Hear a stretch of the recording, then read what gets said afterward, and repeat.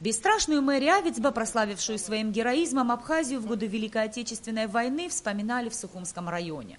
Штурмовая группа ночных бомбардировщиков гвардии лейтенанта Мэри Авицба, летая на одномоторных самолетах У-2, бомбила немецкие войска в Крыму, Белоруссии, Польше в 1942-43 годах, а позже в 1944-1945 воевала в составе 4-й воздушной армии на Северокавказском, 4-м украинском и 2-м белорусском фронтах. Самолеты У-2 летали ночью. Базировались они в нескольких километрах от линии фронта.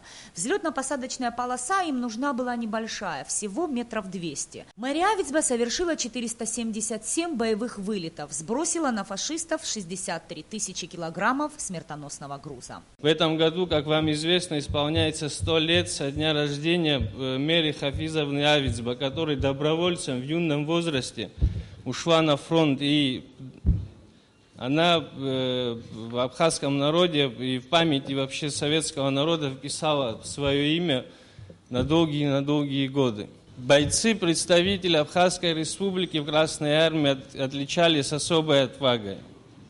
Такие представители нашего народа, как Владимир Пачуля, который повторил подвиг Матросова, Кязым Агырба, который также, в свою очередь, показывал чудеса храбрости и отваги, направляя свой горящий самолет на вражеские подразделения. Родина высоко оценила героические подвиги гвардии лейтенанта Мэри Авицба и наградила ее орденами Отечественной войны 1 и 2 степени, медалями за оборону Кавказа, за победу над Германией. Все выступавшие с гордостью вспоминали героический подвиг этой женщины, которая, будучи раненой в позвоночник, продолжала летать, пока силы не покинули ее. Серьезное ранение лишило Мэри Авицба здоровья. Она провела 8 долгих лет в больницах Москвы. Полностью оправиться ей не удалось. Однако, несмотря на это, она занялась общественной деятельностью, работала в Сухумской 10-й средней школе.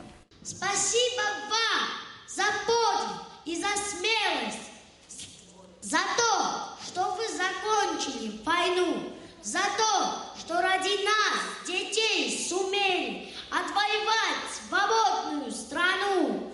Улыбки светят, прочь уходят беды. Медали на груди горят огнем.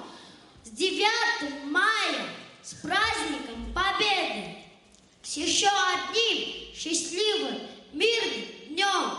В этом зале также чествовали 2 ветеранов Великой Отечественной. Каждый из них прошел свой героический военный путь.